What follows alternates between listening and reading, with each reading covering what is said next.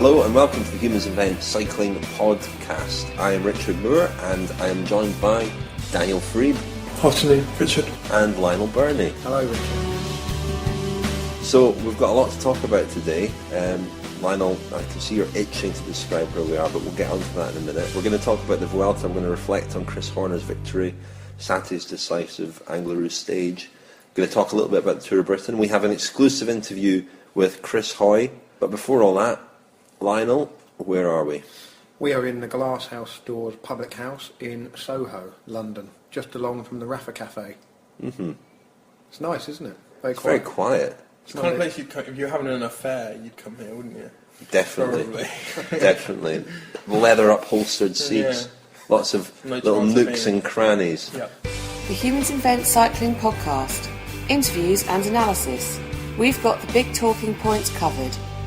So here we are in the Glasshouse pub. Daniel said there might be another circumstance where you'd come here if you wanted to get away from people. Daniel, what was that again? Drug tester. A drug tester, yeah. That takes us nicely into a discussion of the Vuelta. I have to say today's story about Chris Horner and the hotel confusion over his drugs test has to be one of the most amusing stories of the year so far. It started off with... It's depressing, no? No, it started off with shock and outrage that Horner had apparently dodged a drugs test because he wasn't in either of the two hotels that he was supposed to be in. It then transpired that the Spanish anti-dope agency had gone to his original hotel and then guessed what hotel he might be in. Horner had updated his whereabouts information and he stayed in a hotel with his wife last night, and apparently all was well as far as his paperwork went. It does seem to be a mistake by the Spanish anti-doping agency. It kind of throws the spotlight on how the ADAM system works, doesn't it? Because an athlete can update their whereabouts at a minute's notice. So say, for example, they say, right, between, my hour is going to be 5 p.m. till 6 p.m. at this hotel, or whatever the hours were. At 4:59 p.m, he can change his whereabouts if his plans have changed and he is somewhere else. I mean, it's a system that's designed to try and make it possible for someone to declare where they are so they can be tested out of competition without being kind of pinned down to having to give details of every single minute of every single day. Yeah. But of course, it is open to confusion. Of course. I think there is also a spotlight on the Spanish anti-doping agency who presumably leaked the information about not being able to find him in the first place. And you have to wonder about the ethics of that. Well, yeah, you are entitled to miss, or not entitled to miss, but you can miss 2 tests before you get into any hot water in any 12 months period, I believe. And so really, the matter of a missed test is not really something that should be in the public domain until it becomes the all-important one. And I understand from speaking to riders that, I wouldn't say a majority of riders, but certainly a very sizable number have got 1 or 2 missed tests by their name. But let's move on from that episode. Daniel. One thing that did occur to me, I think the ADAM system works pretty well generally, but... We should explain ADAMS as a whereabouts system. Yeah, I mean, in some of the coverage about the supposed missed test today, it emerged that, Horner, this is the same as every rider, they give their whereabouts for 1 hour a day. Now, Horner's, I think, specified that every single day he says where he is at 6 to 7 a.m. every day. Now, bearing in mind what we know about detection windows of certain products and how dope tests can be fudged, the ADAM system and out of competition testing in general are clearly not any kind of panacea when it is only an hour. While they never know on which day a tester might show up, they certainly know to be prepared between 6 and 7 every morning, or in Chris Horner's case, that is when he might be tested. So I think there's a fair amount of latitude there for potential for potential foul play. Yeah. Anyway, Chris Horner won the Vuelta. I think even last week when we discussed it, we were still kind of in a state of disbelief that a 41-year-old, we might have called him 42 at various points because he's almost 42, that a 41-year-old going on 42 could be on the verge of winning the Vuelta. But lo and behold, he did it. It started to become obvious, I think, on Friday that he was going to do it, and then on Saturday despite a valiant effort by Vincenzo Nibali on the Angler route. He attacked, I think, first with 6 kilometres to go, a long way to go on a steep climb like that. It was great to watch, it was fantastic entertainment. But Daniel, were you sure about Nibali's tactics? Not really sure, Rich, no, because we've seen numerous times this year, and over the past few years, really, as I think we all believe the peloton has got slightly cleaner, we've seen fewer and fewer of these spectacular long-distance attacks, long-distance raids, and one consequence of that has been it just becoming apparent how easy it is to open up gaps of 10, 15, 20 seconds in the last 500 metres, last kilometre.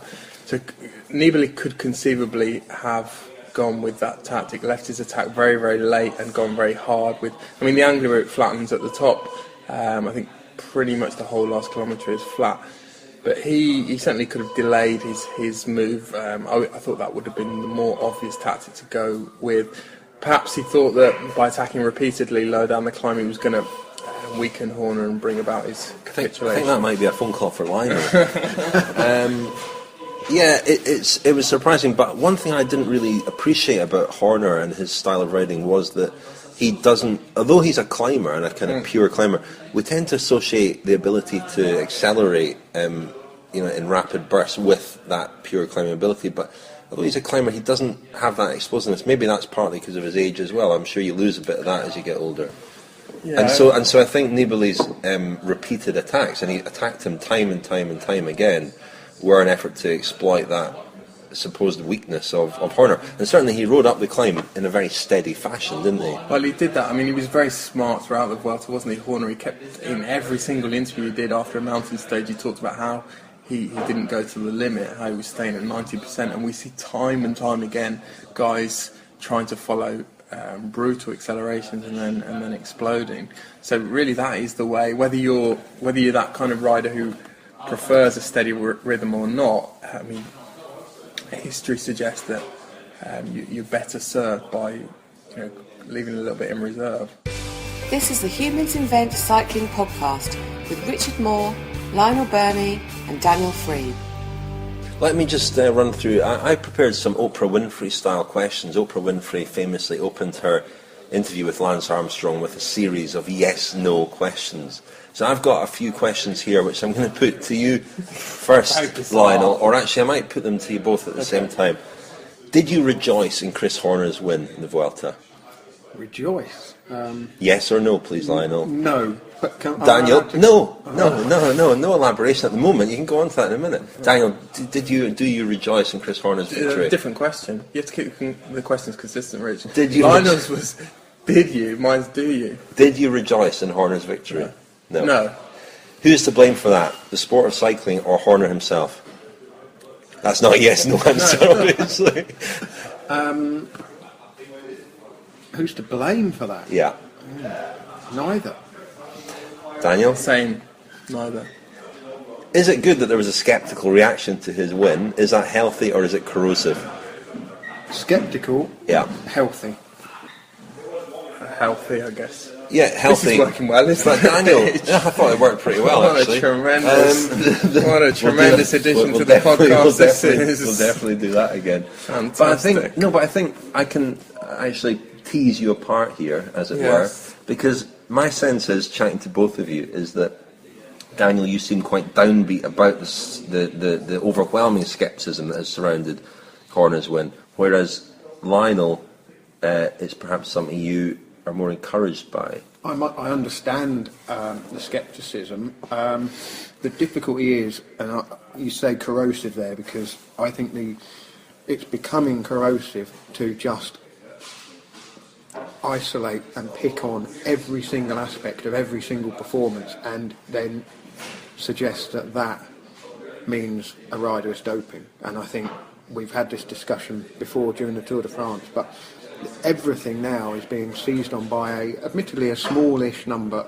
of people, but it's being used as an indication of doping. So whether dopers are people who ride consistently all year to a very high level, or they're people who have peaks and troughs in form, dopers are people who attack repeatedly or people who don't attack repeatedly and just ride at a very fast level. So basically, the problem we've got into at the moment is that every single race winner in the Grand Tours is going to face this scepticism, verging on corrosive cynicism for the foreseeable future, unless something is done to sort of break the circle. But what, Lionel? I don't see anything that can be done. Don't necessarily have an answer to that. You were quite down, weren't you, Daniel, about the fact that we have not been, and that's the point of my first question, was the fact that there hasn't been rejoicing at Horner's win, and more a celebration of the incredible achievement of somebody winning a Grand Tour at 41, when no 41-year-old has even finished the Vuelta before.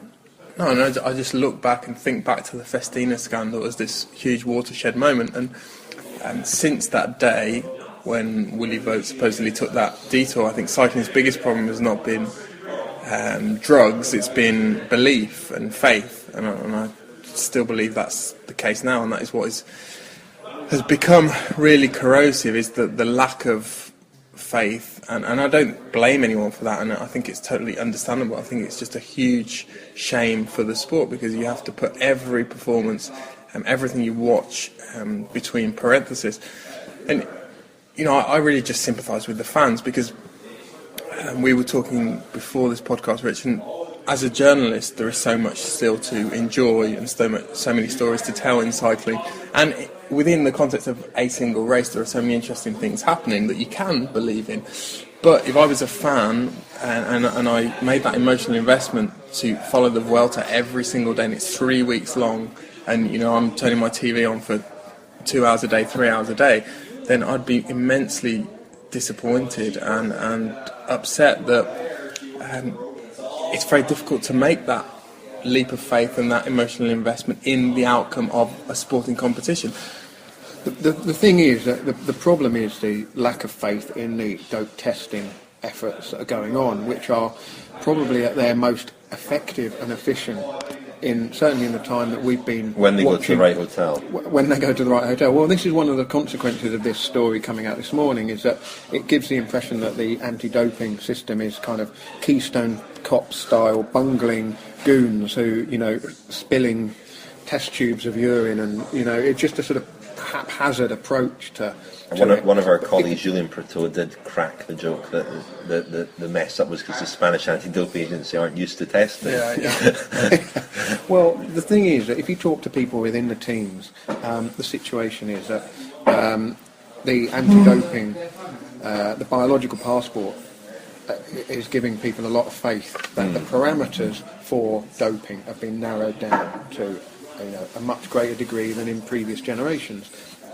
That doesn't mean that it's been eradicated, and that's one of the problems. The biological passport isn't a yes/no. Oprah Winfrey style question. No, unfortunately it isn't. And people will always say, well, about this missed test by Horner, or how many times was he tested before the Vuelta, when was he tested, and the problem is that there isn't enough information in the public domain to say these riders have been tested this many times. The last time they were tested was, they've been consistently tested throughout the whole year. We're not in possession of that information, so people automatically ask the question, well, how many times has Horner been tested, or how many times has Chris Froome been tested? And that becomes a stick to beat the sport with, a stick to beat the athletes with, rather than having any faith that, unless you hear some kind of bad news from the anti-doping authorities, that a rider should be given a clean bill of health. There's been some talk of, the test today, although it was to be carried out by the Spanish anti-doping agency, was ordered apparently by the US anti-doping agency. Now, they've been investigating American cycling and American cyclists for some years now. They punished Lance Armstrong on the basis not of a positive test, but on witness testimony and so on. You'd think that if there was anything on Chris Horner, they would know it and that they would pursue it. Well, they have tested him a lot this year, and they don't test a huge amount. USADA, and that's largely down to funding, and also because there are other agencies testing the athletes. But USADA, I think, if I'm right in saying, have tested Chris Horner 16 times this year, which is a huge amount. Especially for someone who's not really been racing very much. He's been injured for most of the year.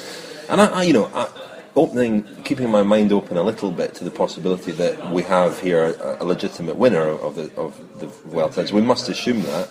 I think that there are reasons, despite his age, to believe that a unique or very unusual set of circumstances has conspired here. Yeah, I mean, Chris Horn has not raced much this year. He's had a strange career, as we've talked about. He's probably not burnt out. It was a very, very hilly Vuelta. He was racing against guys who have raced a lot this year, who may not be at their best. There was a strange and a very unusual set of circumstances. Yeah, but again, whether he's doping or not doping, we're in a situation where we're having to, the business of watching sport is, why do we watch sport? We watch it partly because of our emotional reactions to it and our spontaneous emotional reactions to it. If at the end of a 3-week Grand Tour, everyone is just sitting around the table discussing whether something is logical or not, whether something is feasible, whether we should be able to believe it, then the spontaneous reactions, the emotional response to it goes out the window. And as I said before, from a fan's perspective, and I don't necessarily consider myself a fan anymore of this particular aspect of the sport, 3-week Grand Tours, because we don't want to be waiting for power data and times and so on. I think exactly. that this is my objection to that aspect that has grown up recently. Yeah. Well, we're in a situation now where everything is kind of unbelievable until it can be somehow proved believable, and that is a really unhealthy position to be in. That doesn't necessarily mean just believing everything that's served up, but it does mean stepping back a little bit and saying, well, look, if as you say, Chris Horn has been tested 16 times by the United States Anti-Doping Agency and then tested by other agencies as well, then we have to take the fact that nothing's come out from those legitimate independent agencies yet as a positive thing. The problem is that when Daniel says there he's been tested this many times by one particular agency, which is an unusually high amount, which could be for a number of different reasons. One, it could be because he's been injured, he's been back in the United States a lot, so he's probably been more accessible to USADA than perhaps other athletes who are based in Europe. But people will seize upon this as, they're testing him a lot, so therefore there must be, no smoke without fire. And I think that becomes, again, it gets into the psyche of certain people who are unable to kind of just perhaps sort of step back a little bit. They're seizing on lots of little circumstances to add up to a, basically guilty in the court of public opinion before we've got any actual facts to go on. Yeah. Now, do you have anything more to add, Daniel? You look like you're poised to say something there. No, just that Saturday was what, objectively speaking, would have been one of the great chapters in Grand Tour racing. Yeah. But, all I could register, all I could see were fairly lukewarm, ambivalent reactions to the whole spectacle. And very few people, as far as I could tell, were getting very excited. And there was absolutely, and the irony is, there was nothing spectacular about Horner's ride on Saturday. It was a steady, measured effort. Yeah. The spectacular ride was done by Nibali, albeit he blew. And you're watching him make those efforts. Those kind of efforts on such a steep climb you're always going to pay for them. It was a huge, huge gamble, and I say fair play to him for going all out for the win in the way that he did. It was win or bust, wasn't it? I mean, in practical terms, I seriously doubt now, certainly in the mid-term future, whether the sport can reinstill that belief that we need in order to have that emotional response again. But in practically speaking, I think really the UCI has to look at even intensifying target testing. And I'm sorry people like Chris Horner, I'm sorry people like Domenico Pozzovivo, who did the time trial of his life which stretched the bounds of belief earlier in the Vuelta, but they have to be tested maybe 3 times a day. They need to be tested in the morning, they need to be tested when they finish the stage, they need to be tested at night, and then again the next morning. And that's where the money should be spent now in order to get that belief back. But that is how the biological passport was formed, was based on targeted testing.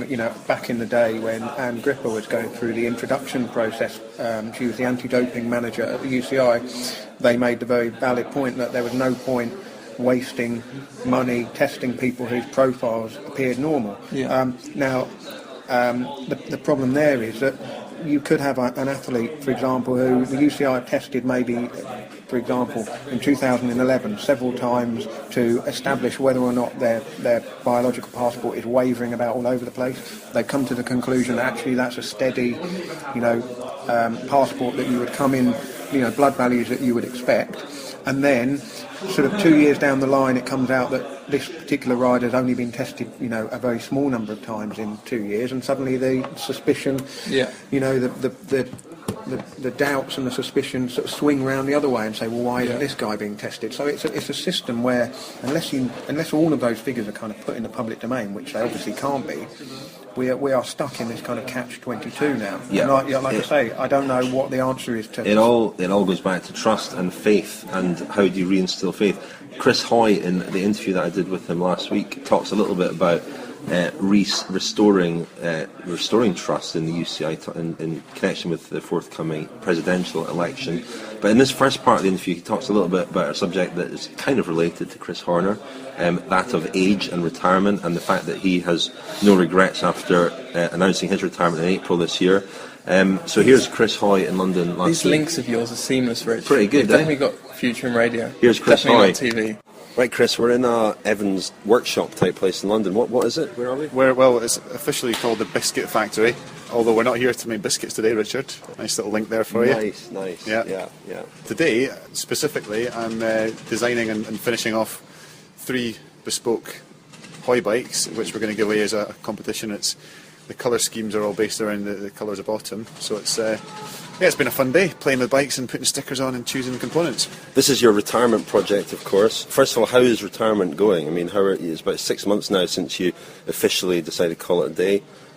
How's that been? Any regrets at all? No regrets, and everybody says it, but I can't believe how busy I am since I've retired. The nice thing is it's a balance. There's so many different things I've been doing. The bike project is the main one, really kind of committed to this, and this is my main sort of passion project, and hopefully financially be my future as well if it goes well. It involves so much of your time. I'm involved from the design process, the testing, the marketing, the promo, everything, and it's a lot of fun, and there's so much variation in it. Aside from that, I get to actually ride my bike too, which is nice. It's an excuse to actually go out and test the bikes, and we're always developing new things. We're testing competitors' bikes, so it's really, really busy. But aside from the bike project, I'm doing a bit of motor racing just for fun, which keeps that kind of competitive instinct satisfied. Doing stuff for the Commonwealth Games next year. I'm an ambassador for the Games. Doing a bit of mentoring with the Scottish team and hopefully with the Winter Olympic team for Sochi as well. Involved with Scottish Rugby in a very small way for their advisory board. I'm working with various charities, still with some sponsors, and it just means that pretty much every day of the week, 7 days a week, I've got something on, which is great, but not what I envisaged. I thought I might be able to just have the odd round of golf and their feet up. Yeah, exactly. Is there anything about training or competition that you do miss at all? The biggest thing I miss is being in the track centre on a daily basis with the team, and it's just the sort of the connection with your teammates and the banter and the fun that you realise that you had. At the time, you're just so focused on the day-to-day and the process and your performances in training. You look back and you realise it was actually a huge amount of fun as well, which is really nice to look back on. But I do miss it. The people that you spend huge amounts of time every year. Probably spend more time with them than I do with my wife, or in the past I did. So to suddenly you just spend a bit of time with your wife now. Well, a bit more time, yeah. I mean, that's the thing. I kind of envisaged it being much more free time, but yeah, I'm still busy now, but with all kinds of things. I do miss being part of the team. I miss the feeling of really working towards a major goal, but that's been replaced now with this project that's trying to develop the bikes and sell them and make them a success and see people out riding bikes and enjoying them. I mean, you are a bit of a self-confessed bike geek, aren't you? I don't think I'm insulting you by saying that. And equipment... You've called me worse, Richard. Equipment was always something you were very interested in as a cyclist, and obviously part of a British team that really pushed the boundaries, I suppose, in terms of what the equipment that they use, building their own bikes. So with your own range, what in particular have you been most sort of proud of, and what innovations, what aspects to these bikes that make them different? Well, the biggest thing that we're really pushing and that we're focusing on is fit, making sure the bike fits the person that's riding it, and it's one of the things that really annoys me when I see people out on bikes. I love seeing people on bikes, but I hate when I see them and the saddle's too low, or the saddle's at the wrong angle, or the bars are too wide or too narrow or too high. They look uncomfortable, they're clearly not having a good time, they could be going a lot quicker for the same effort. And so many people pack in cycling that they don't do it for long. They get off the bike and they go, I've got a sore bum, I've got a sore neck, a sore back, I don't enjoy cycling. Whereas if you've got the bike to fit you properly, then I think people will get much more enjoyment and go a lot quicker on them. So what we try and do is we try and tailor the bikes to fit the customer. So when they come into Evans, obviously they pick the standard frame size, but in terms of stem length, bar width, crank length, you can all interchange them, which no other manufacturer does exclusively with a retailer. So it just means you can tailor fit it exactly to the right size, plus you get the right advice from the guys at Evans to make sure you leave that shop with the bike that fits you, that you'll be comfortable riding, you'll enjoy riding, and hopefully you'll keep riding for many years to come. And in terms of the materials and so on, I know you've been out to the factory, haven't you, in Taiwan, and in terms of selecting components and so on, how involved are you with all that? Well, I get involved at every single stage, and I actually ride all the bikes myself, apart from the kids' bikes, which we're producing just now. We've got some younger test pilots for that, but yeah, I get involved with every single stage, and we've opted so far for aluminium as opposed to carbon for the frames. We go for a full carbon fork, but we believe that for the money we can get a better quality aluminium frame, and then the money that you save on that you can put towards the components, so you get better wheels, better gears, better brakes, even a lighter bike with aluminium than you would potentially with a lower spec carbon. So it really is about producing something that will perform very well, and at the same time look quite cool too, because we have focused on the styling of it. We've gone for very understated tones, sort of matte finish, blacks and greys with a distinctive track band, so you've got like a red, black and blue band on all the frames and all the components, which we've taken from the velodrome, so it's a kind of little nod towards my past history. Seen anyone out on one of your bikes yet? I have. Do you know, apart from Sarah? It was a few weeks ago. In fact, it was only a couple of weeks after the launch of the bikes when they went into the shops, and I was in London and we were in a taxi, and believe it or not, my manager Rob said, do you know what, it's going to be exciting when we see our first Hoy bike in the street. And a few seconds later, without exaggeration, a guy went past commuting on a Hoy bike, and he went, there's one. I thought he was joking. I was like, yeah, right. He said, look, and there was one going straight past. I always envisioned that I would see the first person and run after them and stop and say, how's your bike? So I didn't get a chance to see him, but the joys of Twitter mean that you can interact with people, and I get a lot of feedback online, a lot of positive feedback online from people that have bought the bike so far. You're listening to the Humans Invent Cycling Podcast, powered by Sharp. Welcome back. That was Chris Hoy. We'll play the second part of that interview a little bit later on. In the meantime, we're going to talk a bit about the Tour of Britain, because we've just watched the second rain-lashed stage in the Lake District. Shame that the weather's so bad, because Britain, the weather's not always like that, but people who are watching it will think it is. Well, yeah, the Lake District can be pretty wet, even in... Yeah, hence Lake District. Well, I mean, in terms of the weather. But the scenery That's today, like, the lakes come from, the lakes are filled by rain. The scenery... Not necessarily, Richard. No, that's not quite true. Indirectly they were. But the scenery was phenomenal. It was. And I dare say Scotland looked fantastic. The castle yesterday.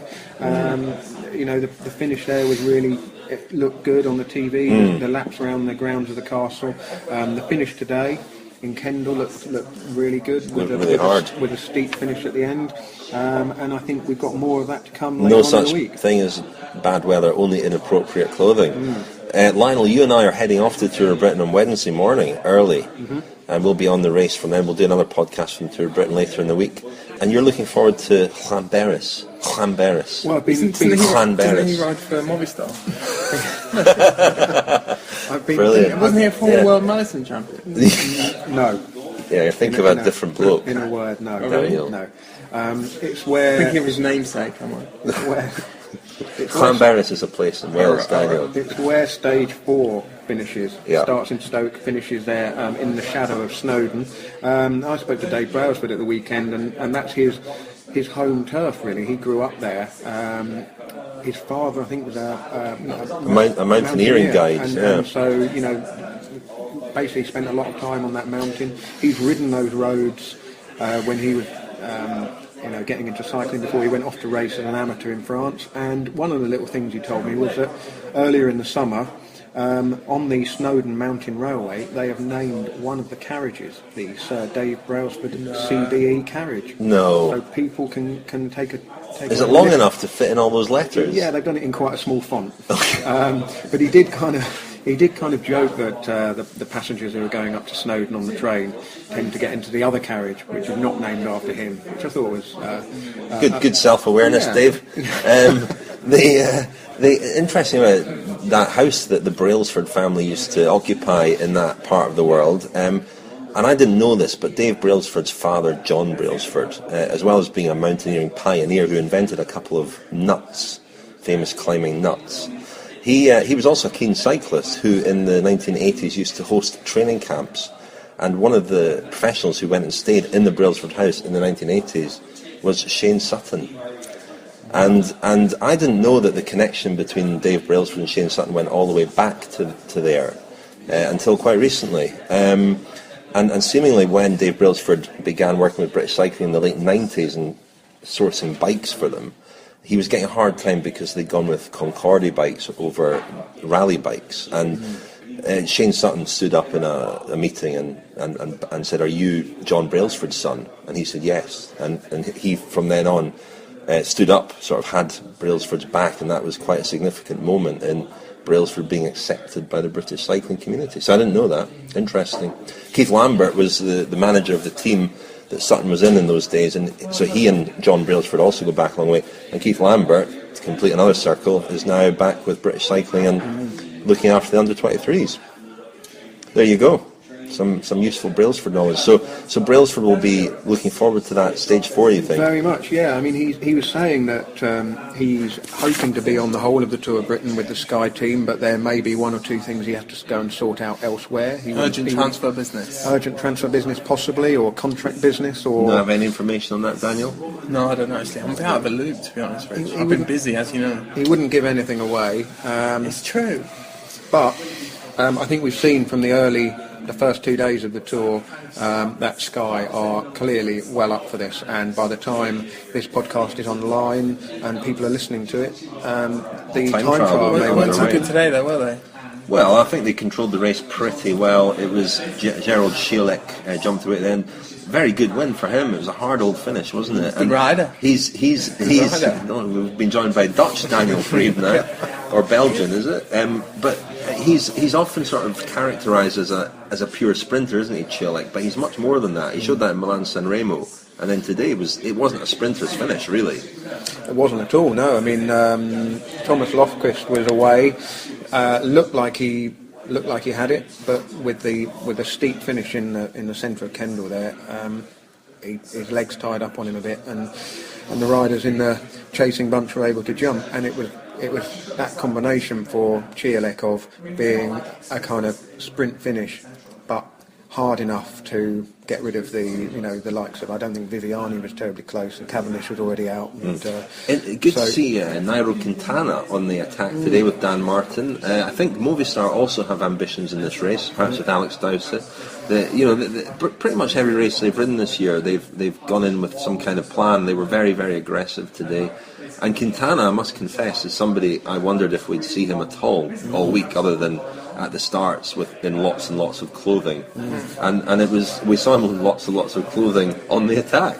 I was quite surprised to see that. Were you, Daniel? Yeah, but not sure I'll be able to do it on a rainy afternoon in Stoke Ridge. to paraphrase, if you knew your mainly a football commentator. If you knew your Tour of Britain route, you would know that the stage starts in Stoke rather than finishes. Okay. Usually finishes in Stoke. It's usually a good finish at Stoke, isn't it? It usually is, but it doesn't finish in Stoke this year. It starts in Stoke. But it's usually might be a good start. Yeah. Will he be able to? Daniel, you're not as au fait with the Tour of Britain as certain other races, are you? Daniel doesn't really count the Tour of Britain as proper cycling, I don't think. That's not fair. Mick Bennett, if you're listening, I've always thought very highly of your race.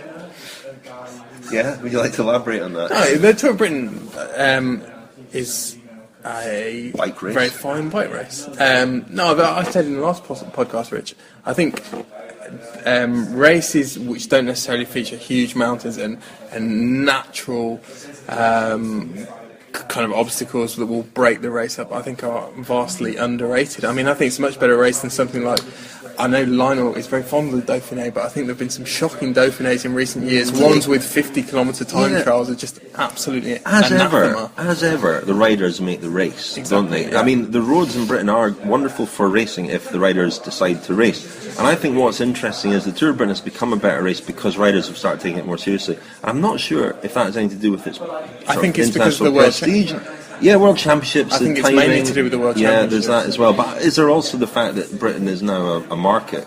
Yeah. You know, in world cycling. I made that point about the World Championships, but I think I'm right in saying that the run of World Championship road race winners coming from the Vuelta, it still goes back to 2000 or 2001. The Tour of Britain has still never produced A world champion. Mark Cavendish started the Vuelta, pulled out, and then rode the Tour of Britain, didn't he?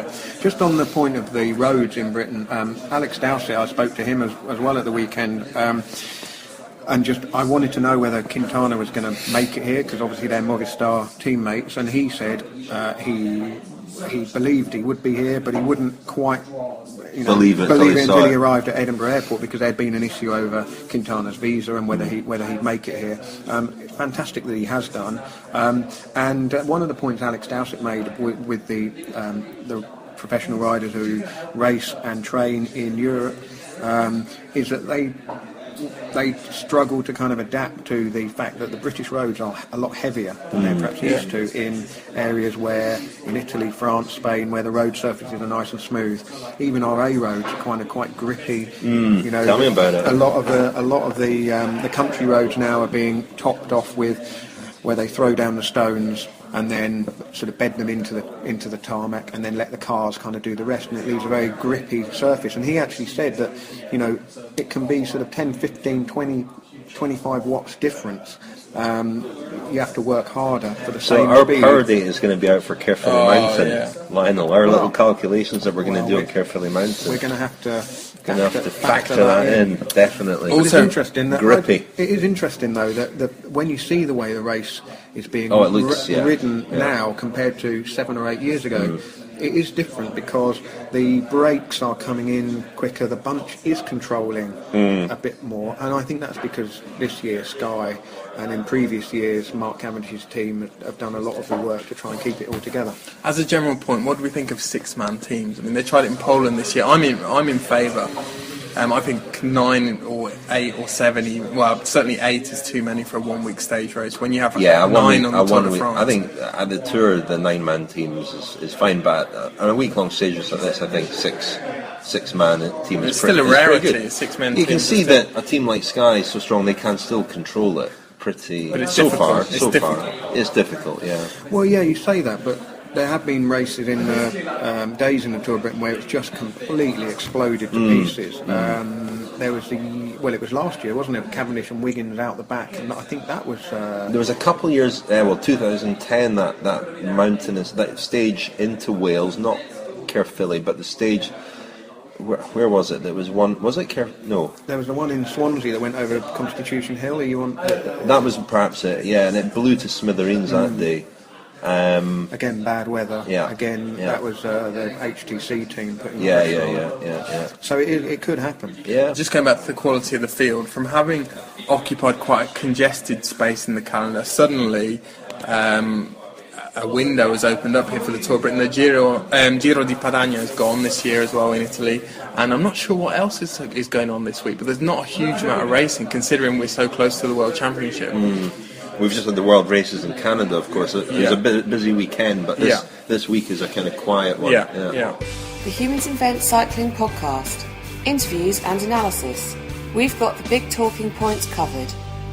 Okay, welcome back to Humans Invent Cycling Podcast. I'm Richard Moore with Lionel Burney and Daniel Freeb, and in this little final part, I'm going to be introducing the final part of the Chris Hoy interview. We should mention Graham O'Brien, who had a mixed week in Nevada last week. He has got a world record for the prone position in the bike, so it's nice that he's got something. I think he's probably returned with new respect for the whole world of HPV racing. I would love him to go back at some point.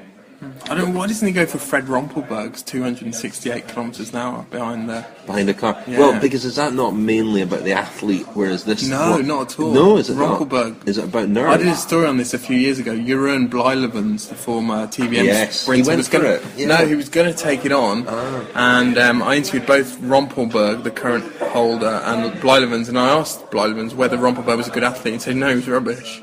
Maybe he would say that, though. Wow. But, yeah. So what is it then? That's basically the speed record behind the car. You're sitting behind a car with a huge... with a huge... sort of foil type thing. Yeah, and you have to sustain the speed for maybe 100 metres. It might be less, but it's very, very dangerous. Oh, yeah. Very dangerous. You don't want to fall off at that speed, do you? Rumpelberg broke 28 bones in his body on one. So what do you need to do that then? I mean, apart from a very fast car with a huge foil and a smooth road. I think that's basically These it. grippy British roads wouldn't be much good for that. Graham O'Brien then, he's returned, and we're going to have a Graham O'Brien special at some point actually, coming up soon as a podcast, so we'll review all that with him, find out about his experiences there and look ahead to what the future holds for him. Chris Hoy, in this final part of the interview, he talks a little bit about the future stars of British cycling, and also the UCI presidential race. He has been officially backing Brian Cookson. He came out in support of him last week. Talks a little bit about the need to restore trust and faith. Can we talk very briefly about the UCI presidential election? It's coming up in a couple of weeks. We'll talk about it more probably the week of the election. Brian Cookson seems to have the support of the European Cycling Union now. We don't know yet how the scores are looking in terms of the votes. There are 42 votes from the various confederations, the 5 confederations.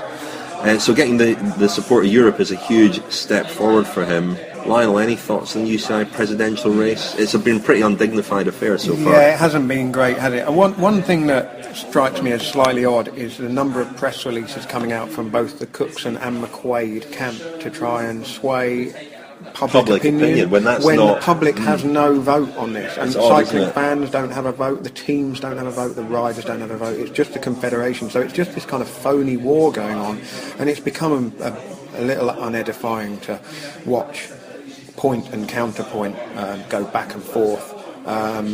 It's not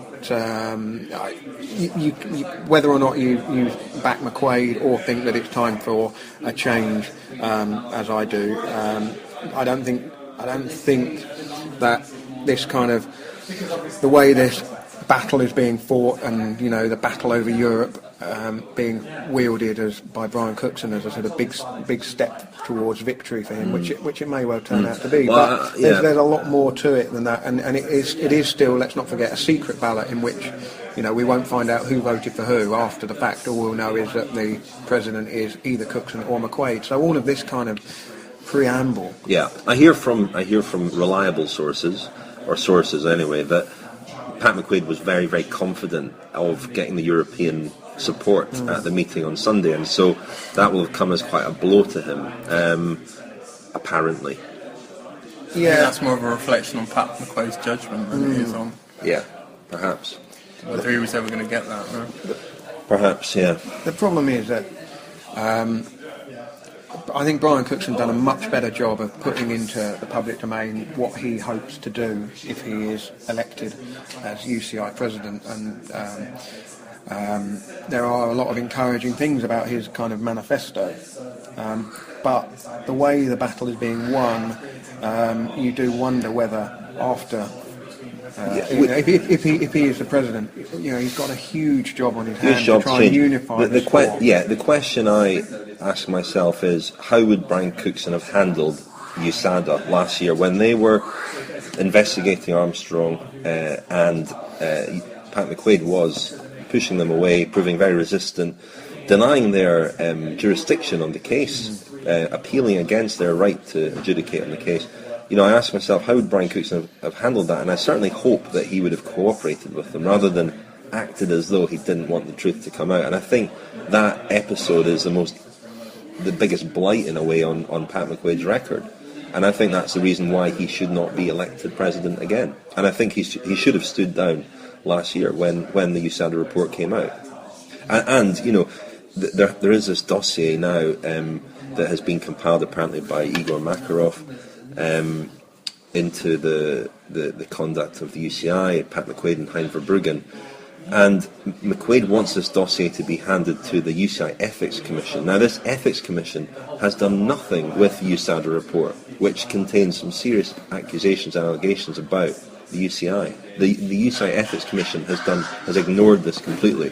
Well, Pat McQuaid's modus operandi is for the UCI to investigate itself. It very much the way he sees the governance of the sport is that the UCI should be allowed to do what it wants and investigate itself in a case should there be a case, and decide whether there's a case to answer. And I don't think, I don't know whether Brian Cookson would be able to change that particularly, but he's certainly set out on a path to make the UCI more accountable to outside bodies.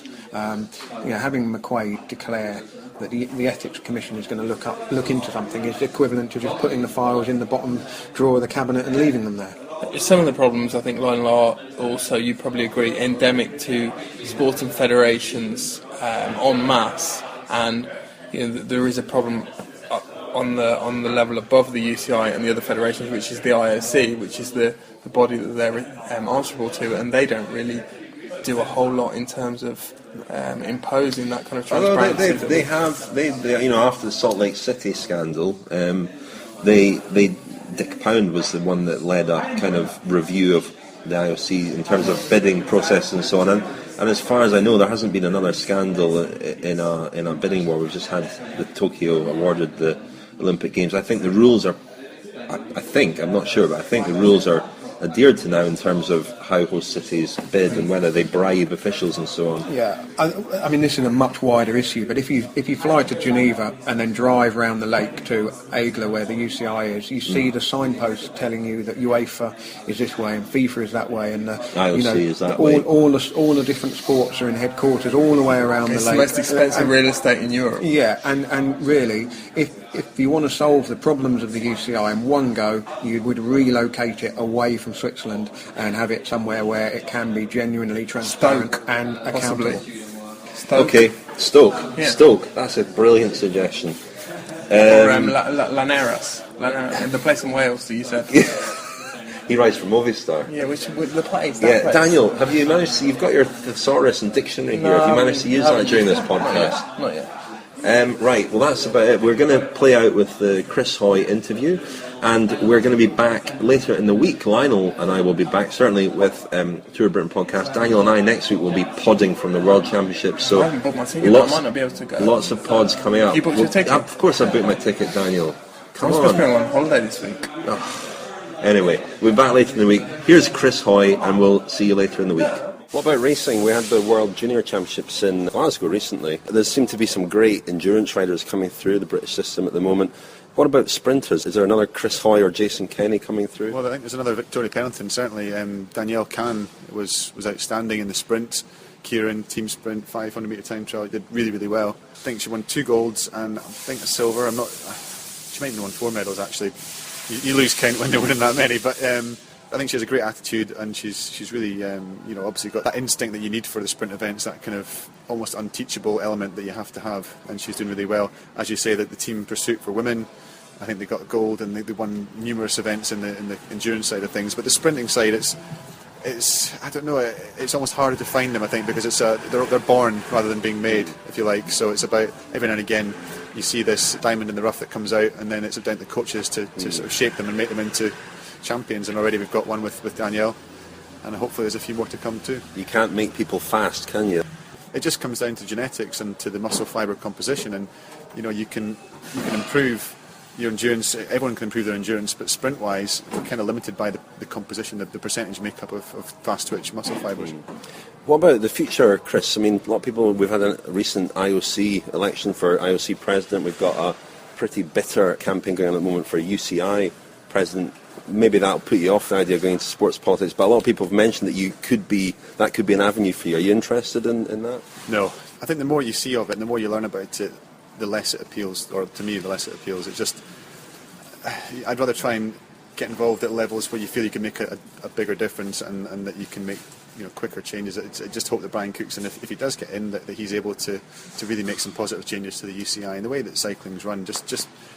I think most of the cyclists I've spoken to over the last 10 years just feel a bit disillusioned by the leadership, by the way that they feel their sport has been represented. And that's not just track cyclists, that's road guys, that's mountain bike, BMX, across the board really. And we all feel the pain when your sport is dragged through the mud and when people have taken drugs and have brought the sport into disrepute, because it reflects on all of us. Whether or not it's someone in your discipline or your event is almost irrelevant. So I think cycling has had some really, really tough times, and it's time that we kind of came out that era and we had someone to lead the way that's going to hopefully sort things out or help sort things I know out. you came out publicly in support of Brian Cookson the other day. You know him well, obviously, from British cycling. What kind of president of the UCI can he be, do you think? Well, I hope he's going to mark the start of a new era and just... He's a cyclist, first and foremost. He listens to cyclists, he comes and talks to the riders, and when he's been president of British Cycling, that's what he's done. He's actually taken on board the comments and suggestions of other people with a view towards making the sport better in Britain without any real personal agenda, whereas, it doesn't feel necessarily that's been the case in the past with the UCI, with different presidents, but who knows? I mean, I certainly believe that he's optimistic that he can make a change and that he can get stuck in there. It won't be easy, it won't be an overnight fix, but it's certainly a step towards, I think regardless of what you think of either of the candidates, I think everyone would agree that it's time for a change and that cycling needs to have a fresh start. Thanks very much, Chris. Pleasure. Cheers. The Cycling Podcast with humansinvent.com. Innovation, craftsmanship and design.